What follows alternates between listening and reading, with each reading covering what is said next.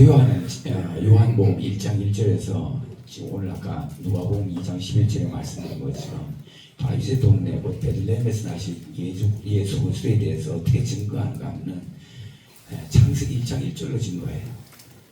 요한복음 1장 1절은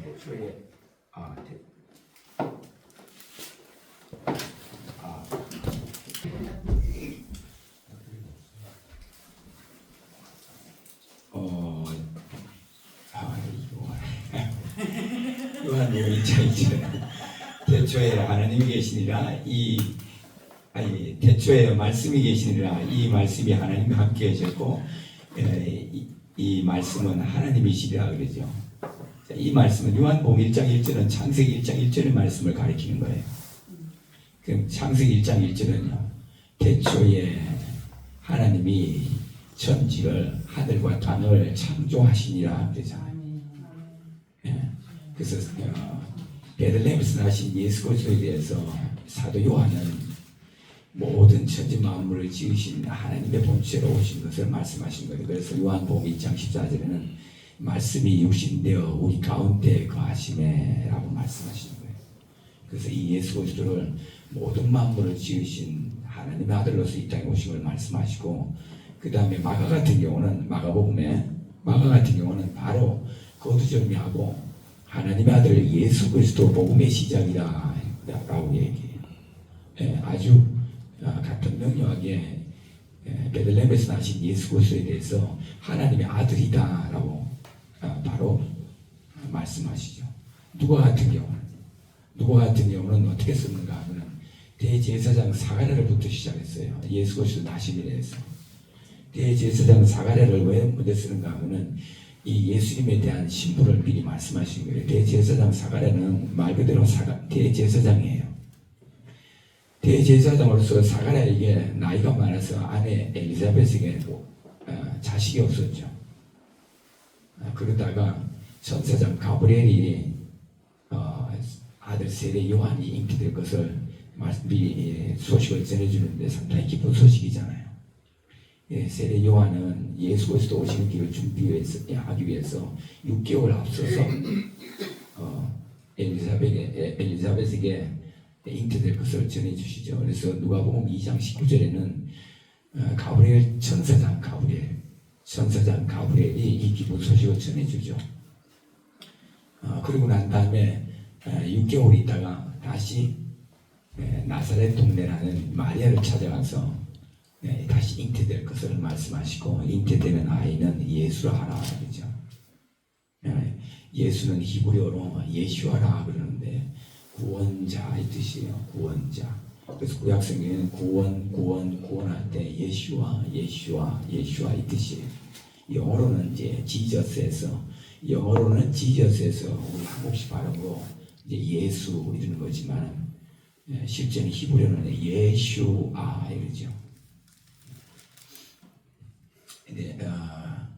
그 다음 또 보면은 사가랴의 아들 세례 요한이 나고, 세례 요한이 나는데 잘 보시면은 대제사장에서 아들이 나면은 또 원래는 대제사장의 직을 이어받아야, 특별히 레위 지파이기 때문에 사가랴나 그 안에 엘리사벳은 레위 지파 사람들이기 때문에 마리아도 레위 지파 사람이죠. 그래서 특별히 대제사장으로서의 직분은 자식에게 상속돼 내려가요. 그런데 특별하게도 대제사장 사가랴에게 세례 요한이 났는데 하나님은 그를 어떻게 쓰시는가 하면 선지자로 써요. 그리고 난 다음에 누가 입장에서 누가복음 3장 23절에 보면은 예수께서 30세쯤 되셔서 공생애를 시작하는데 족보를 또 어떻게 기록하는가 하면은 거꾸로 기록해요. 예수 공생이 시작할 때부터 시작해서 쭉 올라와서 위로 올라와서 마지막은 아담 그 위는 하나님이시라라고 말씀하시는데, 이게 누가복음 3장 족보도 아주 독특해요. 나중에 시간이 또 짧기 때문에 다는 말씀드리기는 어렵지만 누가복음의 족보는 이사야 11장 1절의 말씀과 연결해서 풀 때 완벽하게 해석이 돼요. 마태복음 1장 족보하고 둘이 나눠서 풀면은 마태복음 1장에는 보면 그러죠. 아브라함의 자손 다윗의 자손 예수 그리스도의 세계라 말씀하시고 밑에는 이새가 다윗을 낳았는데 다윗 왕을 낳으니라 이러죠. 그리고 난 다음에 주 족보를 다시 말씀하시는데 밑에는 또 야곱이 요셉을 낳았는데 요셉의 아내 마리아에게서 예수가 나시니라 하시잖아요. 마태복음 족보는 다윗 왕을 중심으로 왕권을 가지고 왕의 자손으로 태어난 직분을 말씀하시기 위해서 말씀하실 때 왜 아브라함부터 이렇게 족보를 기록했냐 하면 이스라엘의 가장 위의 조상은 아브라함부터 시작되잖아요. 약속의 조상은 아브라함이고 이스라엘의 직계 조상은 야곱이죠. 야곱에서 이스라엘로 이름을 받았으니까 그래서 그 한 사람의 이름이 나라의 이름이 돼요. 그래서 오늘 마태복음의 족보와 누가복음의 족보는 이사야서 11장 1절의 말씀으로 쭉 해석을 할 때 오실 예수와 지금 오실 예수와 다시 오실 예수에 대하여 명확하게 구분지어서 성경은 기록하고 있다. 특별히 누가는 그래서 대제사장 사가랴로 자식이 없는데 그 아들 세례 요한을 주시는데 아들에 대해서는 선지자 직분을 주고 요한의 아버지 사가랴에게는 대제사장의 직분인데 왜 이와 같이 제사장과 선지자로 직분을 예표로 해서 예수님을 맞이하게 하시는가 하면은 예수님이 오시는데 이 예수님께서 어떠한 신분이라는 것을 증명한 거죠. 미리 앞서서. 그리고 마태는 말 그대로 왕의 족보를 기록을 하면서 왕으로서 오시는 예수님이 베들레헴에서 나셨지만은 왕으로서 오시는 예수님을 증거하는 이와 같은 방법으로 족보를 왕의 족보를 기록한 거고 누가는 특별히 그 족보 내용이 보면은 마태복음의 족보하고 누가의 족보하고는 완전히 달라요. 누가복음의 족보를 보면 이해하기 어려워요. 왜 그런가 하면 대제사장, 선지자, 왕 다 섞어서 해놨기 때문에. 그래서 우리가 족보를 볼 때 하나님께서 아들 예수에 대하여 증거하는데 예수는 누구냐? 마태는 왕의 족보로 다윗 자손으로 아브라함 다윗 자손으로 누가는 선지자와 제사장의 족보로 쏘오시는 예수님을 증명하는 거예요. 여기 볼 때 특별히 우리가 많이 아는 거지만은 이 기쁜 소식을 전해주는 이는 천사죠. 특별히 천사장 가브리엘. 왜요? 예수님의 존재가 그만큼 위대하기 때문에 천사장을 보내시는 거죠. 하나님. 아까도 내가 부탁을 드리지만 여러분들이 삶 속에 이와 같이 성경이니까요. 하나님 대제사장 사가랴도 또 마리아도 요셉도 이와 같이 천사장 가브리엘을 통해서 기쁜 소식을 받는데 내 삶 속에서 이 기쁜 소식을 전해줄 천사장 가브리엘에 대한 은혜는 내게는 없는지요. 내가 말씀에 의지해서 천사장 가브리엘로 말미암아 내게 전해주실 기쁜 소식은 없는지요. 여러분들 말씀에 의지해서 구해야죠. 오늘 기쁜 소식이 있는다고 볼 때 가브리엘이라는 얘기를 많이 들어요. 많이 들었죠. 특별히 가브리엘은 어디에 있는가 하면 다니엘서에 있잖아요. 8장에 보면은 성소에 정결케 되는 것이 어느 때까지니까 다니엘이 물었을 때 2300주일까지라 라고 얘기하고 예루살렘 성전이 더럽혀졌는데 이 더럽혀진 성전이 언제 회복되니까 라고 질문을 드릴 때 이 천사장 가브리엘이 하나님의 메시지를 가지고 뭐라고 답을 한가 하면은 2300주야까지니 그제야 성소가 정결하게 되리라. 그 다음에 다시 또 오르죠. 다니엘이 70년 포로 생활이 끝나고 근성 바벨론이 무너지고 난 다음에 우연히 예레미야 서책을 펴놓고 70년이 기록된 것을 알고 하나님 앞에 엎드려 기도드리고 주여 이제 일어나사 주의 이름으로 일컫는 이 백성과 주의 이름으로 일컫는 이 성 곧 유다와 예루살렘을 위하여 이제 행하소서. 뭔 말인가 하면 70년이 찬 나이다. 이 백성들을 바벨론에서 돌려보내주소서. 예레미야 서책에 기록된 70년의 비밀을 알고 다니엘이 기도드릴 때에 그때 또 다시 천사장 가브리엘이 날라와서 또 뭘 주는가 하면요, 기한을 줘요. 내 백성과 내 거룩한 성을 위하여 1은 1회 또는 71회를 기한으로 주나니 내 백성과 내 거룩한 성은 유다와 예루살렘이잖아요. 그럼 보시다시피 예루살렘 성을 위하여 왕과 제사장과 선지자 순하신 이 예수께서 베들레헴에서 태어나시는데 다윗 동네에서 태어나시는데 자세히 보면 오늘 제가 앞서 전해드린 이 말씀의 메시지 가브리엘 천사장이 예수 그리스도의 나심을 미리 앞서는 대제사장 사가랴와 마리아에게 전해줬지만 다시 요셉에게 꿈으로 전해줘서 예수가 태어나실 것을 말씀하시는데 다니엘에게 이런 이래를 기한으로 주셨던 이 천사장 가브리엘이 다시 때가 되어서 사가랴와 마리아에게 예수 그리스도 오실 기쁜 소식을 전해주는 거죠. 동일 인물이죠. 천사장 가브리엘로 이런 이래를 기한으로 주셨고 다시 때가 되어서 천사장 가브리엘 보내서 베들레헴에 나신 예수에 대한 기쁜 소식을 전해주죠. 이건 중요한 사실이기 때문에 알아야 돼요. 제가 자라날 때부터 이 가브리엘이 전해주는데 다니엘서와 연결해서 예수 그리스도의 나신이를 설교한 부분은 아마 못 들은 것 같아요. 그래서 왜 제가 이 말씀드린가 하면 하나님은 에베소서도 말씀하지만은 예정하신 때가 찬 경륜이 이룰 때에 예수께서 나셨다고 에베소 교회 편지로 사도 바울은 말하죠. 이 말이 뭔 말인가 하면 다니엘로 정하신 기한을 따라서 62일의 때에 예수님은 나시는 거예요.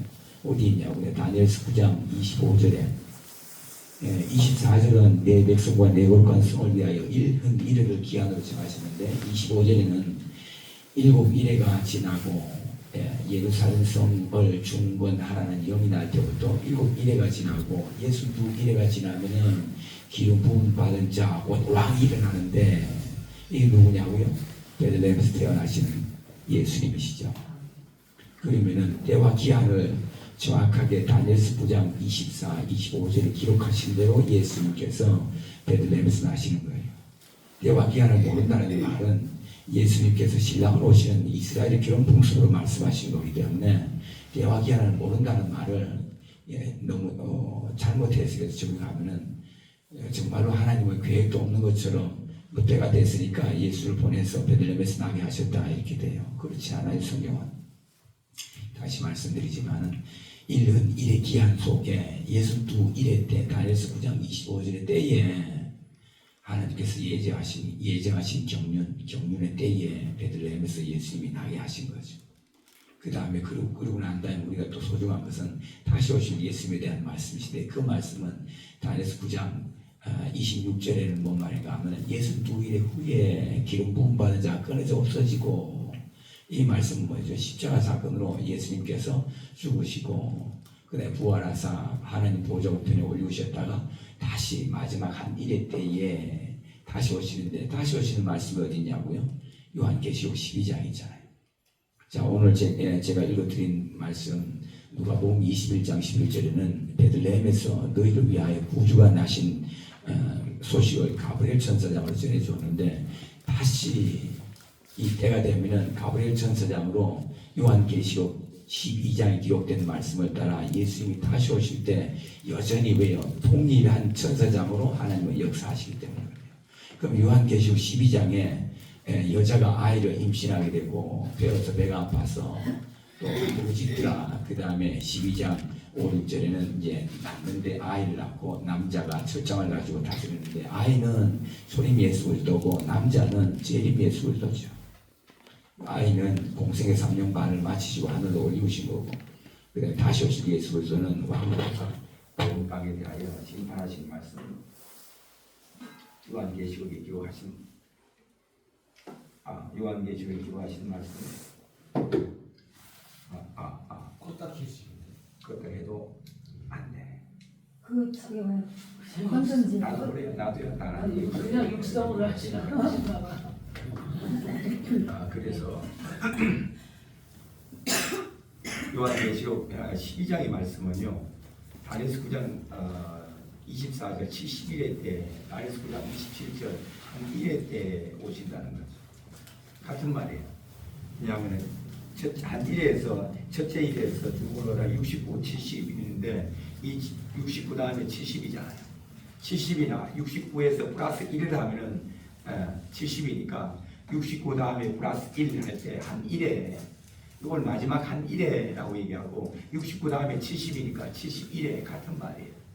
근데 왜 다니엘서 9장 24절 71과 다니엘서 9장 27절 한 1회는 같은 말인데 왜 구분을 지어서 설명하시는가 하면은 71회 때는 예수 그리스도에 대한 말씀이고 한 1회 때는 저 그리스도에 대한 말씀이죠. 그래서 다니엘서 9장 27절 그가 장차 많은 사람들과 언약을 맺는데 한 1회 동안 그가는 저 그리스도고 다니엘서 9장 24절에 71회 때 영원한 의가 드러나는데 영원한 의로 오시는 그리스도죠. 그래서 교회가 때로는 많은 교회들이 다니엘서 9장 27절에 그가라고 얘기할 때 이는 예수 그리스도다라고 가르치는 것이 의외로 많아요. 그렇지 않아요. 성경은 분명히 나누나서 말씀하시는데 그가는 악한 자를 말씀하시는 거예요. 적 그리스도라고 얘기하죠. 그래서 이 한 일회 때에 적 그리스도가 나타날 때에 예수 그리스도께서 이 땅에 오사 모든 마귀의 일들 악한 자를 멸하시고 하나님 나라를 세우시겠다 하시는 말씀이 요한계시록에 관한 말씀이죠. 그러면 오늘 우리가 사복음서의 첫머리 예수 그리스도의 나심에 대해서 말씀하지만은 다시 예수 그리스도께서 오심에 대한 말씀은 요한계시록 12장이요. 같은 편절이에요. 뭔 말인가 하면 마태복음 1장 18절에서 25절에는 요셉이 현모하여라고 얘기하죠. 잘 보면은 요셉이 잠을 자다가 꿈을 꿨는데 천사는 가브리엘이 꿈에 나타나서 요셉아 내 아내 마리아 데려오기를 두려워하지 말아라. 마리아가 잉태를 했는데 하나님의 성령으로 말미암아 잉태되었고 그 아들의 이름을 예수라라 이와 같이 주시는 이 가브리엘에 대하여 만나는데 요셉이 꿈속에서 만나요.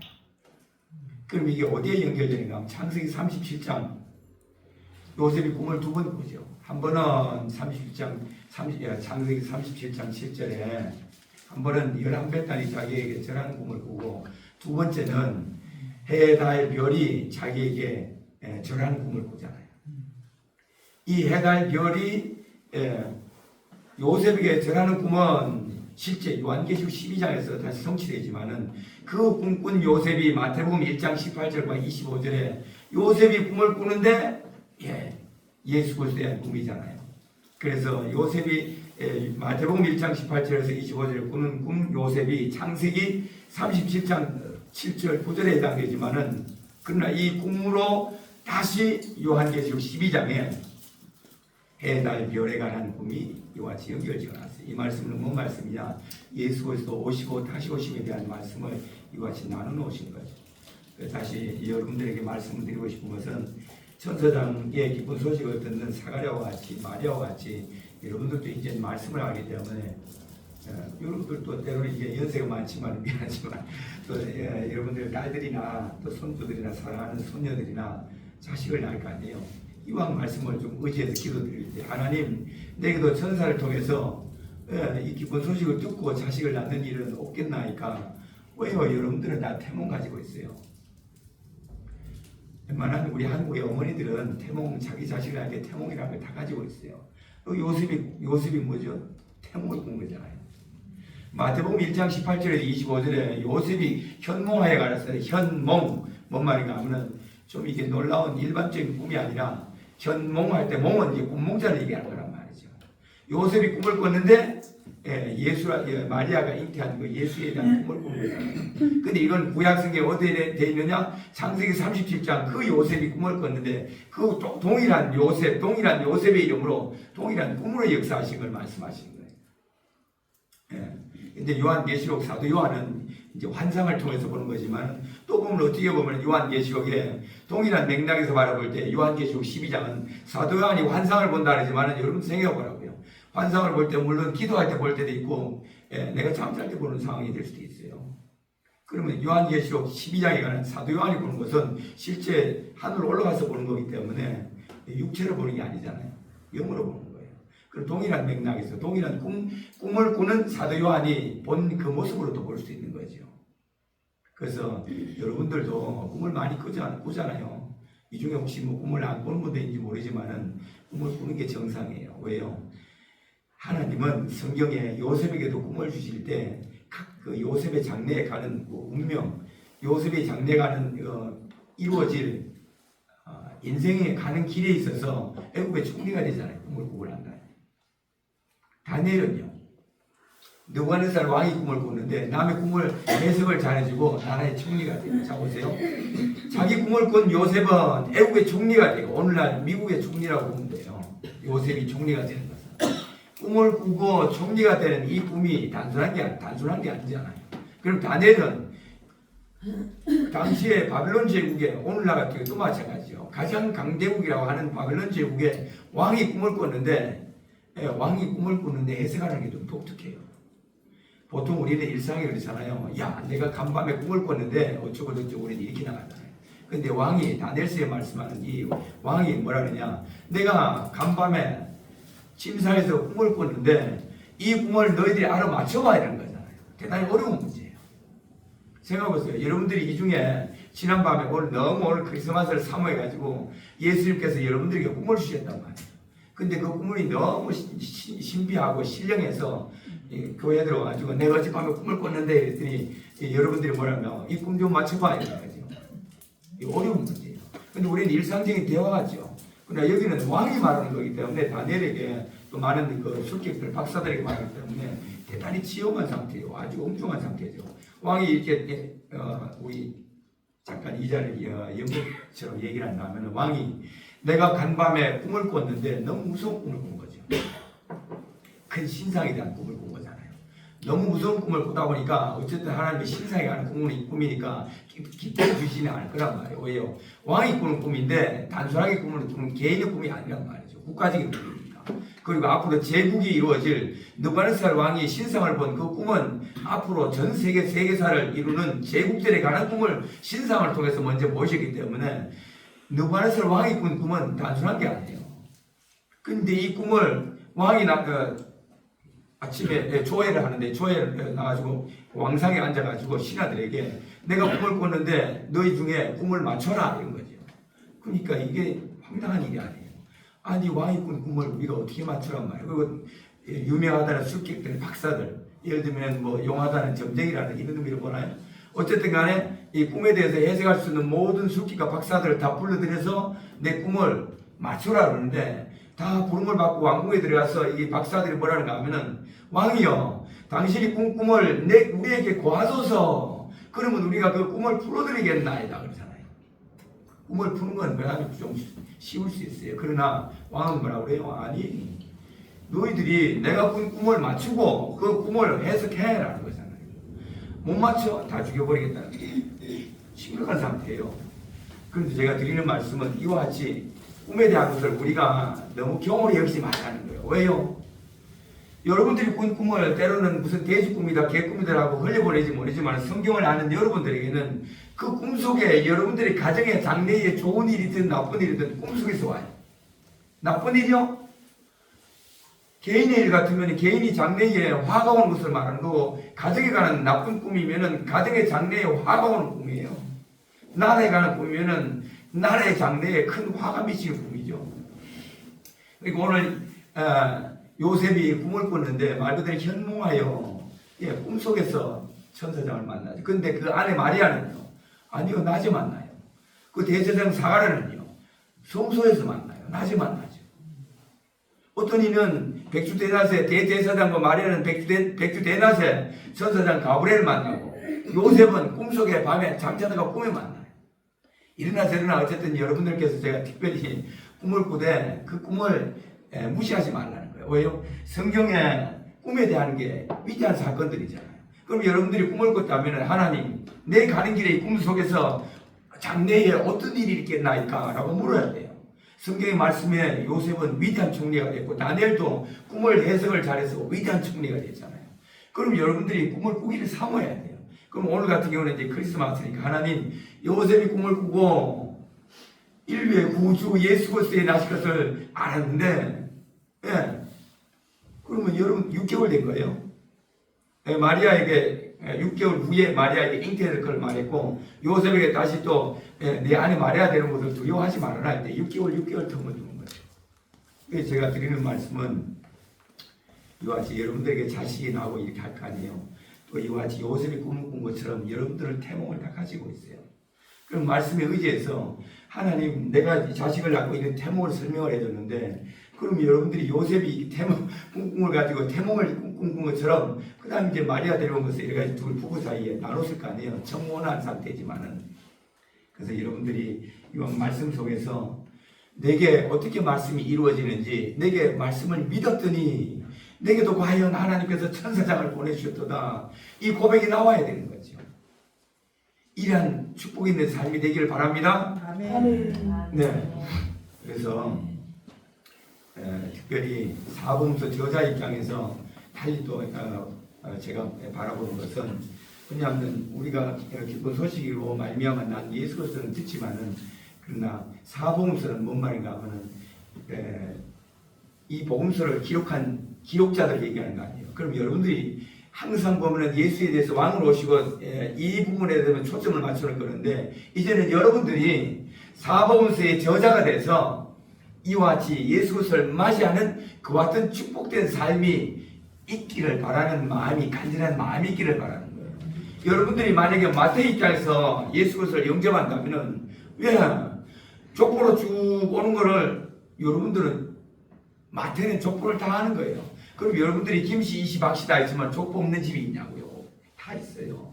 근데 마태복음 1장 족보를 읽듯이, 하나님 혹시 내가 우리 중에 이씨 가문에 몇 대손인데 오늘 내 후손 중에 혹시 무슨 나라에 무슨 판사가 나든가 박사가 나든지 대통령이 나든지 어떤 인물이 나는지 이와 같이 내가 족보로 마태 입장에서 여러분들이 말씀에 의지해서 사모해야 하나님께서 말씀으로 말미암아 언약의 씨 아브라함에게 이삭을 주신 것 같이, 언약의 씨로 예수 그리스도를 이삭과 같이 예수 그리스도를 언약의 씨로 주신 것 같이 여러분들에게 이와 같은 축복이 있지 않나, 저는 그렇게 보는 거죠.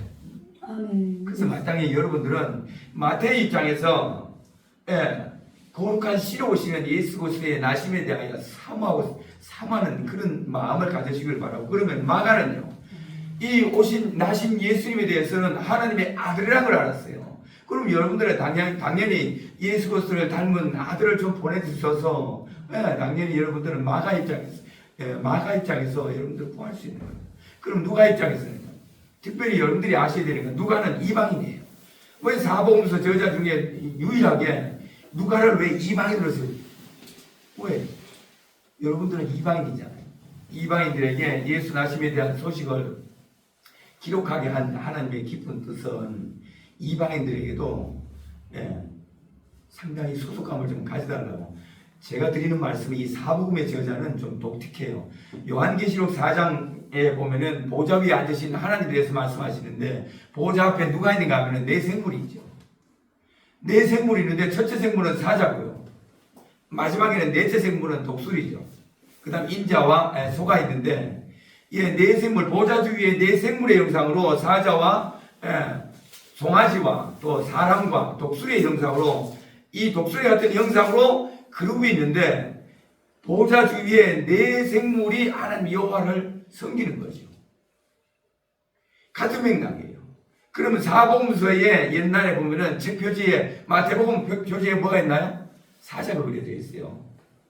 사복음서 책 표지 4권이잖아요, 원래는. 4권의 마태복음의 책 표지는 사자는 말이죠. 그럼 요한복음이 독수리예요. 누가복음이 소죠. 마가복음은 인자라고 얘기를 하는 거니까 사람으로 볼 수 있는 거죠. 그래서 근데 특별한 게 서로 그려져 있는 책 표지 그려져 있는 누가를 안디옥 사람으로 이방인으로 사복음서를 기록했다는 얘기는 보좌 주위에 이스라엘 백성과 이 유다 사람들만 있는 게 아니라 이스라엘과 이방이 함께 섬기는 것을 보좌 위에 앉아 계신 여호와 하나님의 보좌 위에 하나님을 설명하는 게 요한계시록 4장이에요. 이게 누가가 또 다시 무화나무 비유를 말씀할 때, 마태는 이스라엘만 비유로 마태복음 24장 32절에 무화과나무의 비유를 보고 배우라 할 때, 마태는 무화과나무만 얘기하지만은 누가는 이방인 사람, 누가는 무화과나무와 모든 나무의 비유를 보고 배우라 그러죠. 모든 나무는 여러분들이에요. 이방인들이에요. 그래서 이방인의 때가 있다라고 말씀하시는데, 그래서 이스라엘과 이방이 하나 되게 하는 것이 언제냐? 한 일의 때에, 한 일의 후반에는 이스라엘과 이방이 하나 돼요.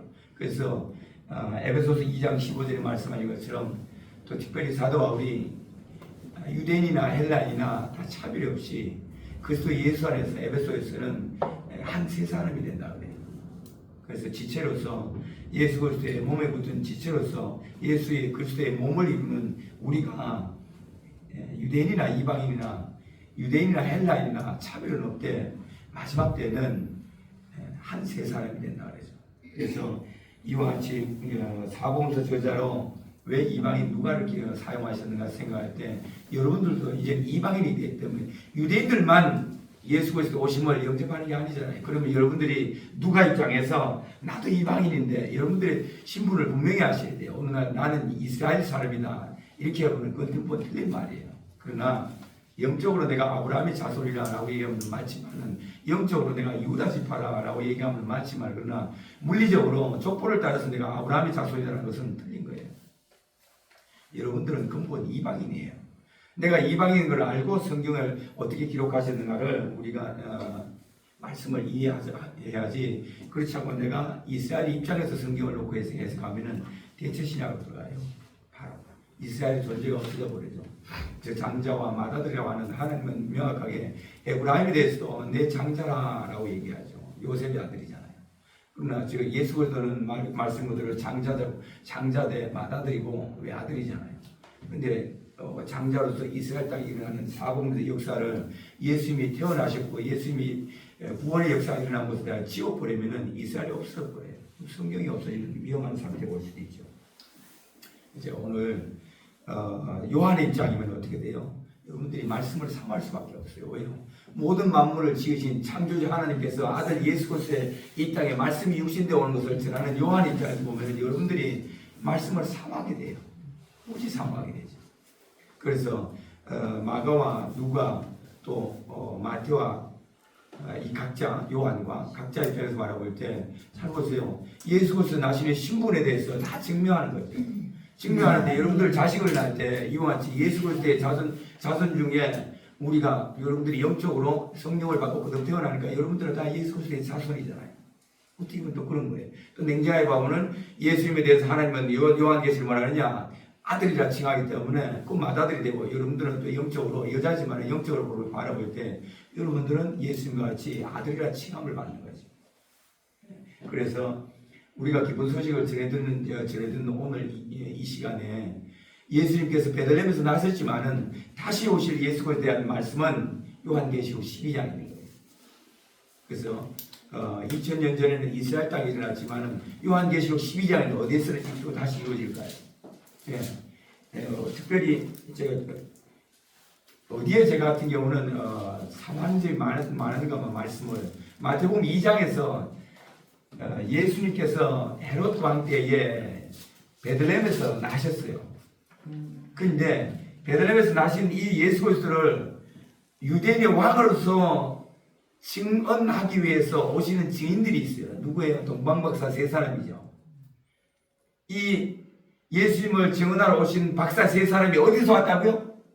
동방박사. 어디서 왔다고요? 베들레헴. 동방. 동방박사. 예.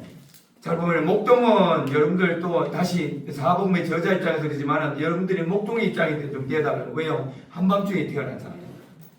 한밤중에 양들을 들녘에서 양떼를 치다가 천사들이 와서 정군과 천사들이 와서 하나님을 찬송하여 이르되 지극히 높은 곳에서는 하나님께 영광, 이 땅에서는 하나님의 기뻐하심을 입은 사람들에게 평화로다 그러잖아요. 그러면 정군과 천사 달라요. 하늘의 정군과 천사들이 전해준 예수 그리스도의 나심을 목동들은 들녘에서 들었어요. 광야죠. 들녘에서 들었어요. 요셉은 꿈속에서 듣고. 그래서 제가 드리는 말씀은 천사들이 목동들에게 전해준 말을 목동들이 가서 밤에 구유에 나신 예수님의 나심을 선포하는 거잖아요.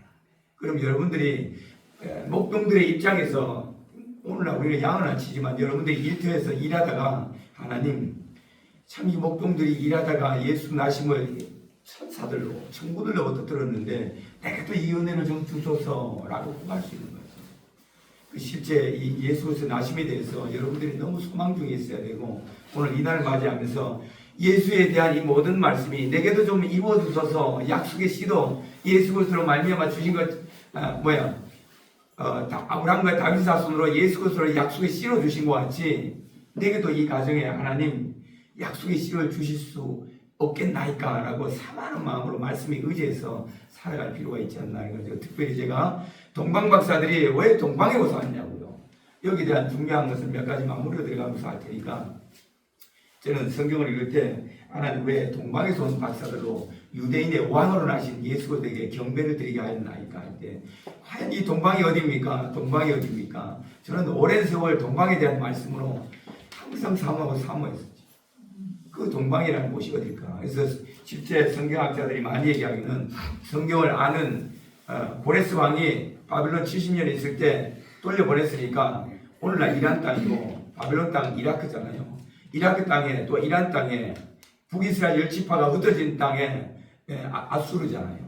또는 남유다가 흩어진 땅에 바빌론이잖아요. 이와 같은 땅에 있었던 성경을 아는 사람들이 낙타를 타고 와서 예수님이 나신 것을 전해준 박사들이다 라고 설명을 하는데, 그렇지 않아요. 왜요? 박사들이 오는 거리가 베들레헴에 가서 예수님께 경배를 드리고 난 다음에 돌아갔는데, 헤롯대 왕이 듣고 그 아기로 왜요? 왕권에 대한 도전이니까, 유대인의 왕으로 내가 있는데 헤롯대 왕이 또 유대인의 왕이 났다니까 왕권에 대한 도전이니까, 동방박사들에게 너희가 가서 찾거든 내게 와서 자세히 알려주라, 나도 경배할 테니까. 이건 거짓말이죠. 자기가 유대인의 왕인데 또 유대인의 왕이 났다니까, 자기 자식들한테, 내 아들이 있잖아요, 헤롯대 왕한테 내 아들한테 상속을 물려줘야 되는데 땅을 나눠서 실제는 내 아들에게 나눠줬잖아요. 나눠줬는데 아켈라오는 너무 독하니까는 로마에서 빌라도 총독을 대신해 세우죠. 그래서 이와 같은 과정에 동방에서 유대인의 왕으로 나시니까 오는데, 이 자세한 설명을 듣고 나중에 동방박사들이 간 걸 알고는 괘씸해서 헤로드 왕이 어떻게 되는가 하면은 2살 이하로 아이를, 남자아이를 다 죽여버린 사건이잖아요. 그럼 무슨 말이에요? 적어도 동방박사들이 뭘 보고 왔다? 메시아의 별. 별은 별인데 메시아의 별을 보고 왔는데 2살 이하니까 적어도 2살 이하의 아이들은, 그러면 예수님께서 적어도 동방박사들이 경배를 받고 영접을 받는 때는 2살쯤이 된 거죠. 그러면 동방박사들이 메시아의 별을 보고 출발하는 거니까, 메시아의 별을 보고 출발할 때 가는 거리가 얼마나, 적어도 한 2년 가까이는 걸렸다는 거죠. 그러면은 우리가 성경학자들이 얘기하는 것처럼 아수르 지역, 이스라엘 10지파가 흩어지고 살았던 아수르 흩어진 지역이나 바벨론 어느 지역이나 이란 땅, 페르시아, 바사 지역의 어느 땅에서 갔다면은 아무리 길어봐야 성경은 넉 달에서 5달이면은 다 돌아가요. 나이 드신 분, 어린아이들 태우고 포로 2차 귀환하는 그 거리 보면은 거의 넉 달, 5달이면 다 돌아와요. 근데 그건 예수님이 2살 되도록 2년에 걸쳐서 간 거리라면은 그 주변 나라가 아니라는 거죠.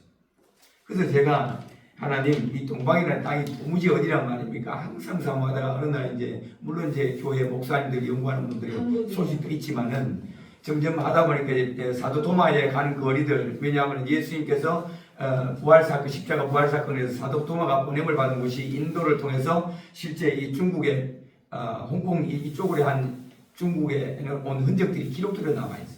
그래서 우리는 오늘날 다시 또 호황을 중매한 사람이 누구냐 할 때, 김수로왕, 가락국의 김수로왕의 왕후 호황을 중매한 사람이 누구냐, 사도도마라는 이런 추론을 해서 한국의 목사님들이 많이 얘기를 하죠. 그러면 사도도마가 만약에 호황을 소개해가지고 김수로왕과 호황이 결혼했다면 가락국의 시주잖아요.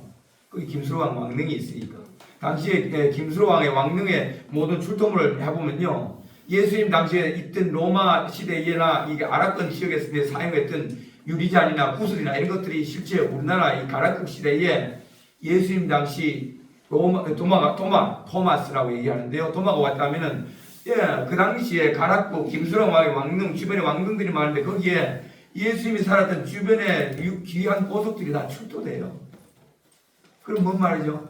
연안 지역으로 예수님 당시 이미 백길이 다 연결이 다 이미, 물론 실크로드 비단길도 있지만 다 연결이 되어 있다는 얘기죠. 그래서 제가 적어도 이 거리라면은 육로든 헤로든 적어도 먼 거리라는 전제가 성립이 되는 거예요.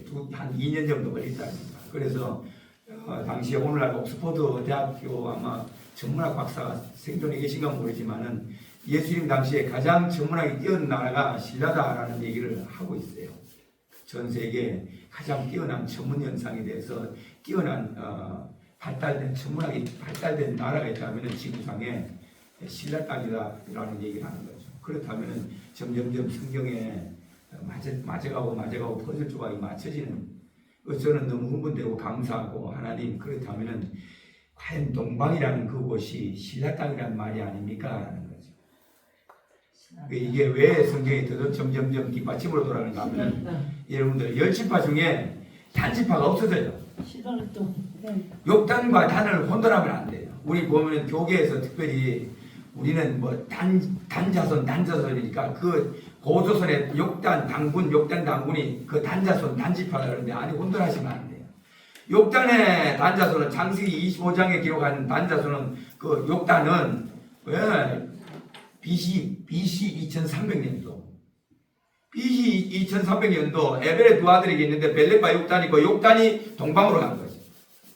창세기 10장 25절에는 벨렉에게 두 아들이 있는데 벨렉은 그 땅에 남아있고 욕단은 30절에 메사와 스발로 가는 동편산으로 간 거고 동방으로 간 거죠. 욕단은 동방으로 간 거예요. 그 이 욕단은 고조선의 시조가 되는 거고 단지파는 말 그대로 BC 723년 북이스라엘이 아수르에 의해서 멸망할 때 단지파가 흩어져요. 그때 없어지죠. BC 723년에 없어진 단지파하고 BC 2300년도에 없어진 욕단하고는 연대상으로 너무 거리가 차이 나죠. 이거 혼돈하시면 안 돼요. 그러니까 제가 드리는 말씀은 이 단에 대해서 야곱이 단에 대해서 어떻게 이용을 했는지 또 모세가 12지파에 대해서 예언한 말씀을 보면은 단지파는 또 어떻게 되느냐. 바산에서 나오는 사자의 새끼로다 그래요. 아버지 야곱은 단에 대해서 때가 되면은 한 지파같이 유다의 한 지파같이 심판하리라 그러고 다시 바산에서 뛰어나오는 사자의 새끼라 그래요. 이 단지파에 대해서. 근데 제가 하나님 앞에 여쭈는 거죠. 하나님, 우리 한국에는 욕단의 자손과 단지파의 자손에 대해서 많이 혼돈을 하는데 그 없어진 단지파의 이 단자손들이 어디로 갔단 말입니까? 왜요? 모세 오경을 통해서 이 단지파는 조상들 중에 에벨에게 나눠져 있는 성경 말씀, 창세기서 말씀을 욕단의 자손도 정확히 알고 있다고 보면 맞죠. 왜요? 저희들은 성경을 가지고 늘 끼고 살았으니까.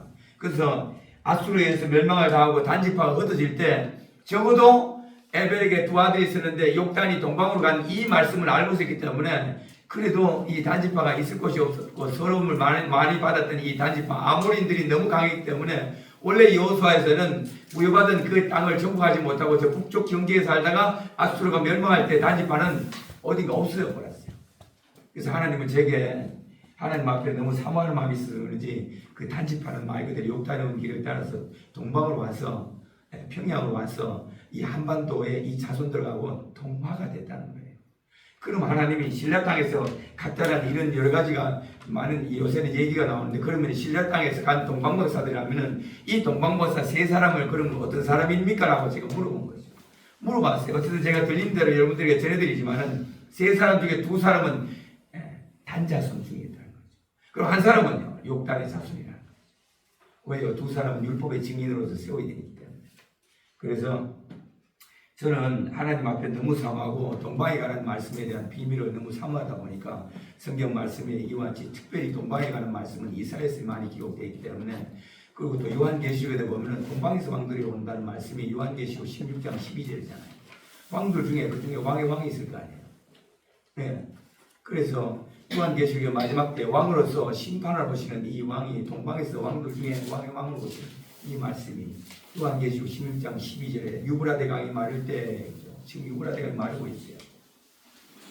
네, 이사야 19장에 애국강이 마르고 있고 이사야 19장에 애국강 곧 나일강이 마르면 어떤 현상이 나요? 또 물론 여러 가지 전쟁이 일어나는 상황이지만은 오늘날 이집트와 이스라엘과 위에는 아수르 이사야서 19장에는 명확하게 애국과 이스라엘과 아수르가 합병 중에 있다 그래요. 그럼 지금 보세요. 지금 현재 시리아가 다마스쿠스가 무너졌죠. 저게 원래 아수르 땅이에요. 저 아수르 땅이 무너지면 현재 성경이 응한단 말이에요. 그러면 애국강이 말라야 될 거 아니에요. 지금 나일강이 마르고 있어요. 왜요? 에티오피아의 이 땅에다가 그랜드 르네상스 대형 댐을 지어가지고 물 가준다고 수문을 막아버려 놓으니까 나일강이 역사적으로 마른 적이 없었는데 현재 나일강이 마르고 있어요. 성경적으로 이루어지는 거예요. 유브라데가 왜 마르고 있나요? 위에 또 튀르키예가 유브라데 강에 바로 지는 튀르키예인데 터키 여기에 아타튀르크 댐 여러 가지 해가지고 댐들을 너무 많이 세우다 보니까 유브라데 강물이 또 많아 보이죠. 성경이 다 성취되고 있는 이때이기 때문에 무슨 말이에요? 여러분들은 2000년 전에 예수님이 나신 그 어린 예수 그리스도 아기 예수에 대해서 오늘 경배를 드리지만은 다시 오실 예수 그리스도에 대하여 여러분들이 마라나타 예수에 대한 경배와 찬양을 드리는 예배가 되는 사마음이 여러분들에게 있기를 예수 이름으로 축원합니다. 아멘. 네. 그래서 신라 땅이 동방박사들이 간 땅이다. 하나님은 제가 말씀하신 것 여러 가지 고고학적 증거를 하나님 주셔서 우리가 이제 여러 가지 왕릉이나 석굴암이나 관계되는 일들은 석굴암에 부처가 앉았는데 주변에 부처상에 있는 사람은 전부 다 거의 아랍 사람들이에요. 신라에 아랍 사람들이에요. 다. 자, 석굴암에 어쨌든 부처가 앉아있지만은 주위에 부처를 호위하는 호위 무사들이나 제자들은 누구냐? 다 아랍 사람들이에요. 돌로 세계 왕릉이에요. 왕릉을 지키는 그 장군상들은 다 누구냐고? 다 아랍 사람들이 신라 사람 하나도 없어요. 맞아요. 부처가 깨달은 게요. 내 뒤에 오시는 이가 진짜다. 그가 네, 예수. 그러니까 내가 하는 얘기는 다 예를 들어 부처도 신라 사람이고 다 그런데 왜 그러면 신라 사람을 섬기는데 왜 주위에 아랍 사람들이 와서 다 섬기고 호위하고 있냐고요.